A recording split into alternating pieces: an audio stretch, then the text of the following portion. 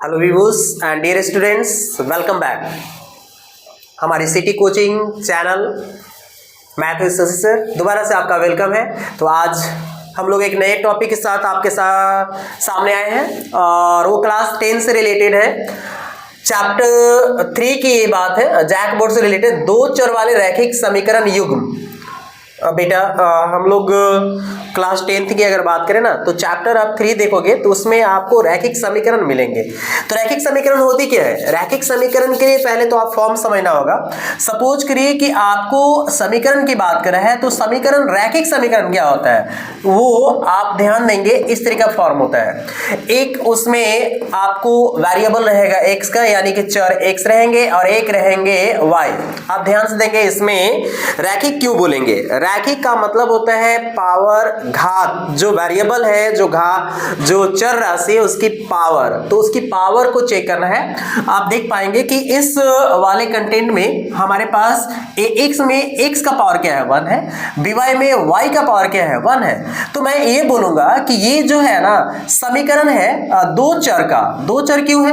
क्योंकि इसमें x लगा है और एक क्या है y लगा हुआ है। तो x और y दो चर है, इसलिए इसको हम लोग बोलेंगे दो चर वाले रैखिक समीकरण। अच्छा एक बात और बताइए, मैं अगर इस तरह से लिख दूंगा 2x plus 4 is equal to 0, क्या ये रैखिक समीकरण है?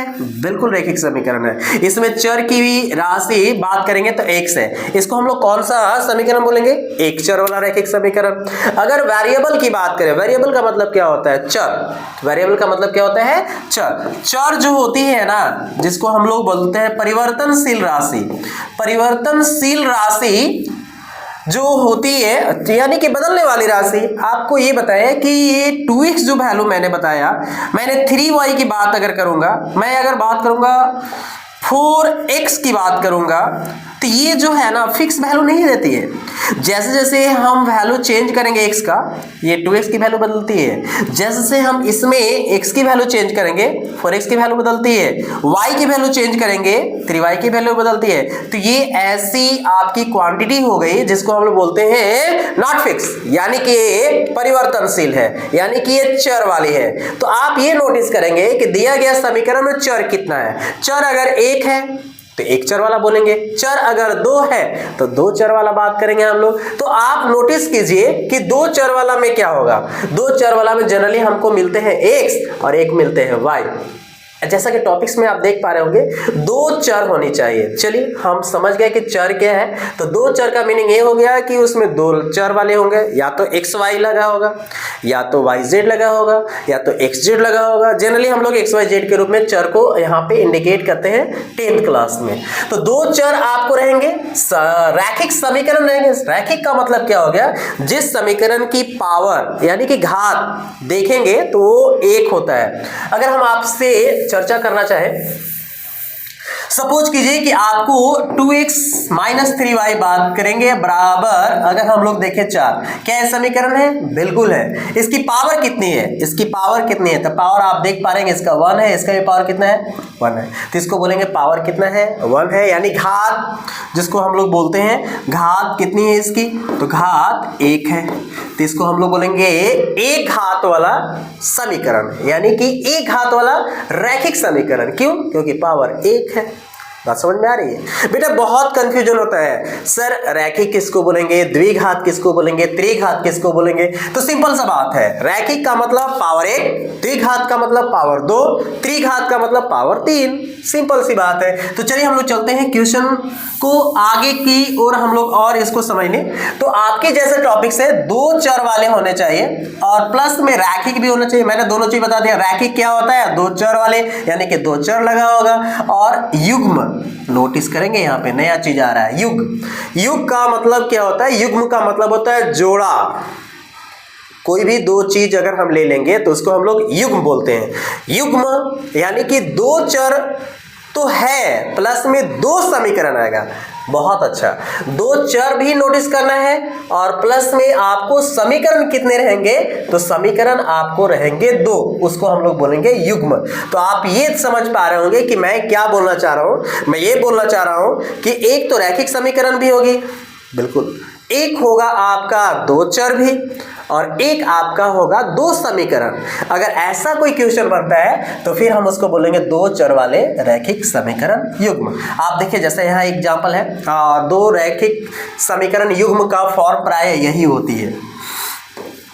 आपके सामने मैंने लिख दिया है a1x plus b1y plus c1 is equal to 0, a2x plus b2y plus c2 is equal to 0। Mind में एक बात आ रही होगी, सर यहाँ पे आप एक बात बताइए कि a चर x है, एक और चर है y, दो चर तो दिख रहा है, एक चर x है एक चर y है, और इस वाले में भी एक चर x है और एक चर y है। ये c क्या है? तो c कांस्टेंट होती है, c कांस्टेंट होती है। आप यहाँ पे नोटिस करेंगे कि हमारे पास जो वैल्यू है दो चर x और y है, दो चर हो गए तो दो चर वाले हो गए। रैखिक क्यों बोलेंगे? क्योंकि इस वाले समीकरण का भी पावर 1 है और इस वाले में भी y का पावर 1 है, तो दोनों चर में देखिए पावर 1 ही है, तो होगा नहीं है, दो चर भी हो गया। रैखिक है वो क्योंकि ये आपके पावर 1 है, और समीकरण है तो दो चर वाले आपको देखेंगे बहुपद है और इज इक्वल टू 0 लगाए। याद रखेंगे आप, इक्वल टू 0 नहीं रहता तो ये समीकरण नहीं बनता, तो ये 0 लगाए यानी समीकरण है, तो इसको हम बोलेंगे दो चर वाला रैखिक समीकरण। इसी जैसा एक और है, डिफरेंस क्या है? a2x है, b2y है और c2, तो ये भी एक समीकरण है, तो हुआ ना ये हमारे लिए हो गया समीकरण 1 और ये हो गया हमारे लिए समीकरण नंबर 2। आशा है आपको समझ में आ रहा होगा कि समीकरण क्या है, समीकरण क्या है, प्लस में दो चर क्या है और रैखिक समीकरण युग्म क्या है। अगर इतनी बात क्लियर होगा तो हम लोग आगे चलते हैं। चलिए, आपको अगर समझ में आया होगा तो हम लोग मेन यहाँ पे क्या है वो समझेंगे। आप दी गई समीकरण से ए बी सी का मान निकालना। बहुत बच्चे लोग कंफ्यूज करते हैं कि सर ए बी सी क्या होता है। बहुत आसान है, दुनिया का सबसे इजी तो यही टॉपिक्स है, ए बी सी निकालना, समीकरण जो दिया गया उससे। कैसे निकालेंगे वो देखिए। सपोज कीजिए एक समीकरण आपको मैंने दे दिया, ए एक्स है, बी वाई है और प्लस सी। अब आप हमको बताइए कि इसमें ए किसको बोलेंगे? तो ए मैं बोलूंगा जो कि कॉफिशिएंट होता है एक्स का, यानी कि एक्स में जितने से गुना हुए रहेंगे वो हमारे ए होते हैं, y में जितने से गुना हुए रहेंगे वो हमारे b होते हैं, और जिसमें न x चर लगाया ना y चर, वो आपके हो गए क्या? कांस्टेंट, यानी कि उसको c बोलते हैं। कुछ बात हजम नहीं हुई? चलिए मैं एक एग्जांपल देके बताता हूँ। सपोज कीजिए आपके पास एक एग्जांपल है, 3x है, 3y है, 3x है, 2y है और इज इक्वल टू 4 है। माइनस में यहीं पे लेते हैं -4। अगर आपसे कोई पूछेगा कि बेटा आप बताइए इसमें a की वैल्यू क्या होगी, b की वैल्यू क्या होगी, c की वैल्यू क्या होगी, मुझे जानना है आपसे कि a क्या है और b क्या है और c क्या है। बहुत आसान है, कोई बता पाएंगे आप में से? चलिए मैं आपको हिंट कर दे रहा हूं, a क्या होगा, b क्या होगा, c क्या होगा। आप यहाँ पे क्वेश्चन देख पा रहे हैं? बहुत अच्छा। इसमें देखिए x में कितने से गुना हुआ है, जो राशि से x से मल्टीपल होगा वही तो हमारा है a है, जो राशि से y मल्टीपल होता है वही हमारा है क्या है, वो b है, और जिसमें ना x लगा है ना और y, वो हमारा c होता है। यानी कि जब हम बात करेंगे a की तो a होगी हमारी 3, b होगी हमारी 2 और c जो है, c जो होगी हमारी 4। क्या बात समझ में आ रहा है? बात समझ में आ रहा है? चलिए, कोई भी प्रॉब्लम होगा हम लोग क्वेश्चन में देखेंगे तो और इजीली तरीके से आपको हम समझा पाएंगे। फिल वक्त हम लोग चलते हैं, एक रिलेशन है, इस टॉपिक्स को पढ़ने के लिए बहुत ही इंपॉर्टेंट ये कुछ ऑब्जेक्टिव आती है इससे, और ये नोट करेंगे, मैक्सिमम बच्चे गलती करते हैं इसमें, और ये मैं आज आपको रामबाण दे रहा हूं। अगर आप इसको समझ लीजिए, इसको हमारी भाषा में बाबाज ट्रिक भी बोलेंगे, अगर आप इसको क्लियर कर पा रहे होंगे तो फिर मैं बताऊं कि जो भी ऑब्जेक्टिव आपको इस चैप्टर से रिलेटेड आएंगे, खासकर दो चर वाले रैखिक समीकरण युग्म से, मैं इजी तरीके से सॉल्व कर पाऊंगा। सबसे पहले आप सुनेंगे मेरी बात। आप एक काम करेंगे, दी गई प्रश्न से a1 b1 c1 निकाल लीजिएगा और a2 b2 c2। अब रिलेशन क्या है वो समझिए। रिलेशन में आपको नंबर फर्स्ट देखना है, नंबर फर्स्ट देखना है। क्या देखना है? जब a1 बटा a2 करेंगे, b1 बटा b2 करेंगे, c1 बटा c2 करेंगे, तो रिलेशन हमको देखना है। अगर रिलेशन आ रही है a1 बटा a2, B1 बटा B2 बराबर नहीं है, यानी कि ये दोनों बराबर नहीं होते।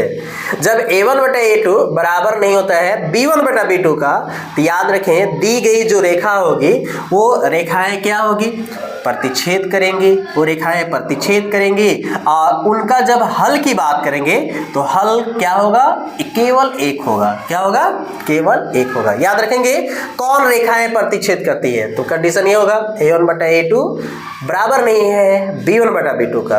तो आप समझ जाएंगे कि ऐसी रेखाएं जिनमें A1 बटा A2 और B1 बटा B2 का मैंने रेशियो निकाला, अनुपात निकाला, तो फिर इक्वल नहीं आता है, तो फिर वैसी रेखाएं क्या होती है, प्रतिच्छेद करेंगी। प्रतिच्छेद का मतलब क्या हो बेटा, प्रतिच्छेद का मतलब ये हो गया कि सपोज कीजिए एक ये रेखा है और इसको कोई प्रतिच्छेद कर रहा है, प्रतिच्छेद करेगा तो फिर इसको काटेगा, इसको फिर काटेगा, कहीं से भी काट सकता है, यहां यहां यहां कहीं से भी काट सकता है। और ये मैंने एक और रेखा ले लिया, देख लीजिए, अगर ये रेखा A है और ये रेखा B है तो आप बताइए एक दूसरे को कट कर रहे हैं ना, तो इसको फिर हम लोग बोले कौन रेखा, प्रतिच्छेद रेखा। यानी कि कंडीशन क्या है, A1 बटा A2 does not equal to B1 बटा B2 होना चाहिए। अगर ऐसा है तो फिर वो रेखाएं क्या करेगी, प्रतिच्छेद करेगी। समझ में आ रही है बात, चलिए। और अगर रेखाएं प्रतिच्छेद करें तो याद रखेंगे ये उनका हल की बात करेंगे तो केवल और केवल एक होगा, यानी कि अद्वितीय। देखिए हाँ, जिसका हल एक होता है उसका एक और नाम है क्या, अद्वितीय। अच्छा, कभी कभी बोलेगा क्वेश्चन में कि संगत है या असंगत, तो याद रखेंगे जो प्रतिच्छेदी रेखाएं होती हैं यानी कि उसका हल है, जिनका हल होता है उसको संगत बोलेंगे और जिनका हल नहीं होता है उसको बोलते हैं असंगत। जिनका हल होगा उनको हम लोग संगत बोलेंगे और जिनका कोई भी हल नहीं होगा उसको क्या बोलेंगे, वेरी गुड, असंगत बोलेंगे। तो आप देखिए यहाँ पे प्रतिच्छेदी रेखा है तो हल तो होगा। हल का मतलब ये हो गया कि जिस पॉइंट पर वो प्रतिच्छेद करे एक दूसरे को, यानी कि कोई भी रेखा जिस पॉइंट पर मान लीजिए यहाँ पे कट गया तो इस वाले पॉइंट का जो वैल्यू होगा उसी को हम बोलेंगे उसका सॉल्यूशन। यानी कि इंटरसेक्ट कर रही है, यानी कि प्रतिच्छेद कर रही है, कोई एक पॉइंट पे करेगी, ठीक है ना, कोई एक ही पॉइंट पर करेगी, तो जिस पॉइंट पे कर रहे हैं वही उसकी क्या होगी, सॉल्यूशन होगी। तो A1 बटा A2 does not equal to B1 बटा B2 आ रहा है, तो ये कंडीशन होगी कि दोनों रेखाएं प्रतिच्छेद करेगी। तो अब आप बताइए कि इसके हल कितने होंगे, तो हल तो एक ही होगा। तो यही चीज लिखा हुआ है कि उनका हल जब बात करेंगे तो केवल एक होगा, यानी कि अद्वितीय होगा। और जिनका हल होता है आप याद रखेंगे, वो मरते जन्म तक याद रखेंगे, तब तक जब तक या खटिया पे नहीं चढ़ जाए कि उनका हल का अगर होता है तो संगत होंगे और अगर हल नहीं होता है तो असंगत होंगे। आप एक और बात देखिए, अगला पॉइंट क्या है, एक और हम रेशियो चेक करते हैं। A1 बटा A2, ठीक है, B1 बटा B2 और C1 बटा C2। इधर वाले क्वेश्चन है इसको छोड़ देंगे, इसको ज्यादा समझने की जरूरत नहीं। मेन ये पॉइंट है, ये पॉइंट है और ये A1 बटा A2 और B1 बटा B2 और C1 बटा C2। आप क्या देख पा रहे हैं, तीनों के तीनों आपस में बराबर है। अब तीनों बराबर है तो इसकी मतलब क्या हो रही है, इसकी मतलब ये हो रही है कि एक रेखा दूसरे रेखा के क्या है, समपाती है। अब समपाती का मतलब क्या होता है, बहुत सारे बच्चे लोग कंफ्यूज होते हैं, कॉलिनियर पॉइंट्स बोलते हैं इसको, कॉलिनियर लाइन बोलते हैं। समपाती का मतलब ये हो गया कि जो एक रास्ता है उसी रास्ता से दूसरी लाइन भी जा रही है, एक लाइन जिस रास्ते से जा रही है सेम पाथ से दूसरी भी लाइन जाती है, वही तो समपाती कहलाती है। नहीं समझ में आया ना, कोई बात नहीं। आइए सपोज करो एक लड़का है, वो लेस्ली एन से डालने जा रहा है, ठीक है ना, वो लड़का का नाम है राम। एक और मोहन है और मोहन भी लेस्ली से डाल्टनगंज गया। तो आप बताइए कि दोनों का डाल्टनगंज जाने का रास्ता क्या है, दोनों का डाल्टनगंज जाने गांधी चौक से स्टार्ट किया, डाल्टनगंज गए हो तो सेम रास्ता से गया, तो उसको हम बोलेंगे कि राम के लिए भी और मोहन के लिए भी, दोनों बच्चे के लिए एक ही रास्ता हुआ। तो वो जो रास्ता हुआ वो समपाती रास्ता हुआ, वो जो रास्ता हुआ वो समपाती हुआ। तो आप समझ पा रहे होंगे, सपोज कीजिए एक लाइन ये है, ठीक है, ये लाइन ए है और मैंने बोल दिया एक और लाइन बनाइए, एक और रेखा बनाइए, लाइन में से रेखा एक और बनाइए जो समपाती है, तो समपाती है यानी कि इसी से जाएगी। तो एक और जो दूसरी रेखा जाएगी ना, सेम पाथ को फॉलो करते हुए क्या करेगी, वो जाएगी।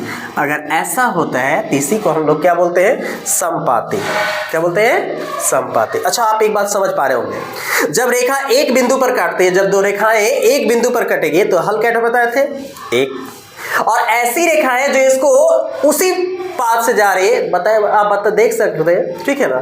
तो इसको कितने जगह ये कट कर रही है, न जाने कितने जगह। इसको बोलते हैं अनंत, इसको बोलते हैं अनंत। तो फिर इसकी सॉल्यूशन भी क्या होगी, इनफाइनाइट होगी, अनंत होगी। तो आप यही देख लीजिए यहाँ पे, जब a1 बटा a2 है, b1 बटा b2 है, c1 बटा c2 तीनों बराबर हो रहा है, तो दोनों के दोनों रेखाएं कैसे होगी बेटा, दोनों के दोनों रेखाएं क्या होगी, समपाती होगी। और जो भी समपाती है, तो मैंने क्या बताया, अगर प्रतिच्छेद करिए एक हल होता है, लेकिन जो समपाती होती है ना, उसका हल क्या होती है, अनेक होता है, बहुत सारा होता है, इनफाइनाइट बोल सकते हो आप। और हल है, इसमें भी हल है, इसमें भी हल है। तो जिस रैखिक समीकरण युग्म का हल होता है वो हमारे लिए संगत कहलाता है, और जिसका नहीं होता है वो असंगत होता है। तो ये हल है, एक रहे या अनेक रहे, हल है ना, तो एक हल है तो संगत है, अनेक हल है तो भी क्या होगा, संगत है।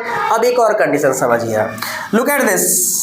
यदि कंडीशन ये आ रही है आपको, मैंने a1 बटा a2 निकाला, b1 बटा b2 निकाला और c1 बटा c2 निकाला, मैंने देखा कि ये दोनों इक्वल है, बट c1 बटा c2 इक्वल नहीं है। यदि ऐसी कंडीशन आती है तो याद रखें, रेखाएं क्या होगी, समांतर होगी। और जो समांतर होती है वो एक दूसरे को कहीं भी कट नहीं करेगी, चाहे इस दुनिया से उस दुनिया में हम लोग चले जाएं, इस लोक से दूसरे लोक में चले जाएं, वो समांतर रेखाएं एक दूसरे को कभी भी इंटरसेक्ट नहीं करेगी। और जब इंटरसेक्ट ही नहीं करेगी तो नोट करें आप, उसका सॉल्यूशन भी कुछ नहीं होगा।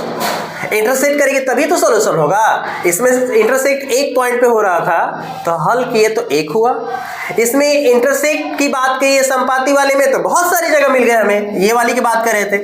और ये वाली लाइन देख लीजिए, ये इंटरसेक्ट एक जगह कर रहे हैं, तो ये इंटरसेक्ट कर रहे हैं और ये एक लाइन पे ही दूसरी लाइन है, तो इसमें अनंत हल हो गया। और इसमें क्या है, इसमें एक हल हो गया। लेकिन जो पैरेलल लाइन होती है, पैरेलल लाइन का मतलब क्या हो गया, समांतर रेखा का मतलब क्या हो गया, ये एक रेखा है और एक और मैंने रेखा बना दी, ये वाली आप देख पा रहे होंगे। ये दोनों रेखाएं कैसी रेखा है, ए और बी कैसी रेखा है, तो ये दोनों रेखाएं समांतर हो गई बेटा, ये दोनों रेखाएं क्या हो गई, समांतर हो गई। तो जो रेखाएं पैरेलल होती है यानी कि वो समांतर होती है, वो एक दूसरे को कहीं भी इंटरसेक्ट नहीं करेगी, यानी प्रतिच्छेद नहीं करेगी। और जब प्रतिच्छेद नहीं करेगी तो क्या होगा, सॉल्यूशन कुछ नहीं होगा। तो इसका सॉल्यूशन कुछ नहीं होगा, यानी कि कोई हल नहीं होगा। और जब हल ही नहीं होगा तो फिर उसको हम लोग क्या बोलेंगे, असंगत है। संगत का मतलब होगा हल होगा, जिसका संगत की बात करेंगे तो हल कुछ भी होना चाहिए, एक हो या अनंत हो। और असंगत की कोई हल नहीं होता है। तो लुक एट दिस, इसमें समांतर है, कोई हल नहीं होगा। और इसका जब कोई हल नहीं है तो फिर इसकी बात करेंगे सॉल्यूशन, तो कोई हल नहीं हुआ। और संगत है कि असंगत, तो ये है आपका असंगत। जो रेखाएं संपाती होती हैं उनका हल क्या होगी, ढेर सारी होगी, तो ये भी संगत होगी, अनंत हल होंगी। और जो रेखाएं इंटरसेक्ट करती है वो आपकी कैसी रेखा होती है, वो रेखा होती है प्रतिच्छेदी, यानी कि एक हल होगा। और एक हल होगा तो ये संगत। अब आइए आपको मेन बात बताते हैं।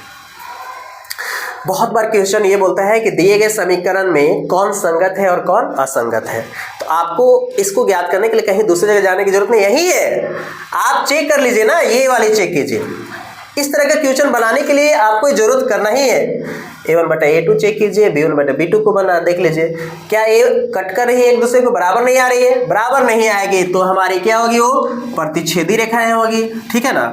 आप इसको चेक कर लीजिए, आप इसको चेक कर लीजिए, a1 बटा a2, b1 बटा b2, c1 बटा c2, क्या ये तीनों बराबर है, तीनों बराबर है तो क्या होगी, संगत होगी। फिर उनका हल बात करेंगे तो ढेर सारे होंगे। और जब ऐसा कंडीशन आता है तो उससे समांतर होती है, कोई हल नहीं होता है। नोटिस करेंगे आप, कभी कभी ऐसा भी बोलता है कि आप एक बात बताइए, अगर रेखाएं संगत है तो उनका हल होगा, तो हल क्या होगा, संगत में आप देख पाएंगे एक हल भी हो सकता है और अनेक हल भी हो सकता है। असंगत अगर है समीकरण तो हल इसका कोई नहीं होगा, ठीक है। एक उलट के भी रिवर्स क्वेश्चन बोलेगा, अगर दी गई रेखाओं का कोई हल नहीं है, कोई हल नहीं है, तो बताइए संगत है कि असंगत है। तो जब कोई हल नहीं है तो क्या होगा, असंगत होगा। क्लियर है? आशा है कि आपको ये टॉपिक्स जो आज मैंने क्लियर किया है आपको समझ में आए होंगे और मे भी आपको जैक बोर्ड में ये बहुत हेल्प करने वाले हैं, रामबाण का काम करने वाले हैं। मिलते हैं हम लोग इस चैप्टर से संबंधित, इस टॉपिक से संबंधित ढेर सारी क्वेश्चन लेकर अगले वीडियो में। तब तक के लिए सी यू।